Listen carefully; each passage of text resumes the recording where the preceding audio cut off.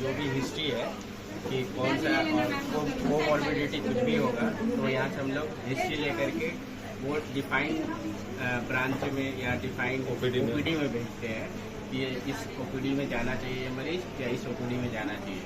जैसे कोई सर्जरी का पेशेंट आया तो सर्जरी में ही जाना चाहिए, मेडिसिन का कोई पेशेंट है तो मेडिसिन में जाना चाहिए, मतलब किसी अदर ब्रांच मतलब ओपीडी में नहीं चला जाए। तो इसलिए हम लोग यहाँ पे पहले स्क्रीनिंग कर रहे हैं, यहाँ पे सारा वाइटल्स लेते हैं, सब कुछ, उसका मिजाज असिस्ट करते हैं, नर्व्स असिस्ट करते हैं, उसके बाद फिर वो हम लोग डिफाइंड ब्रांच पे या ओपीडी में भेज देते हैं इसको करके, ताकि डॉक्टर लोग को आसान हो जाए कि इसी ब्रांच के उस तरह से ट्रीटमेंट सही से हो सके, सही पेशेंट सही जगह पर जाए। किसी ओपीडी में कोई भी जाकर दिखा लेगा तो उसका ट्रीटमेंट सही से नहीं होगा, इसलिए स्क्रीनिंग ओपीडी ये ब्रांच तो पहले नहीं था, NCISM की तरफ से में टॉपिक है स्क्रीनिंग करना, तो उसी से रिलेटेड, और ये पेशेंट के अंदर में ही आता है स्क्रीनिंग। सबसे बड़ी बात है मिजाज जो उसका पेशेंट का जानना बहुत जरूरी है, इसलिए यही स्क्रीन किया जाता है कि मिजाज भी इस मिजाज का मिजाज सबसे पेशेंट भी बहुत ज्यादा दिन तक झेलेंगे, ठीक है, किस डिपार्टमेंट में जाएगा सही ट्रीटमेंट उसका हो जाएगा।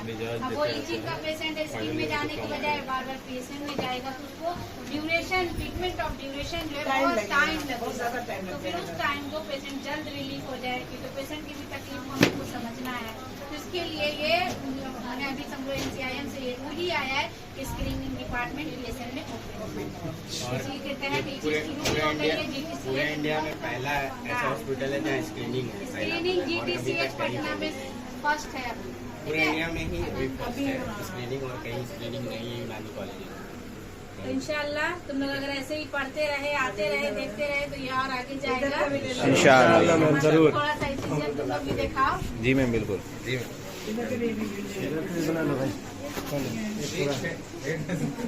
देखिए स्क्रीनिंग OPD का एक ही मकसद था कि पेशेंट नहीं समझ पा रहा था कि हमें कहाँ जाना है।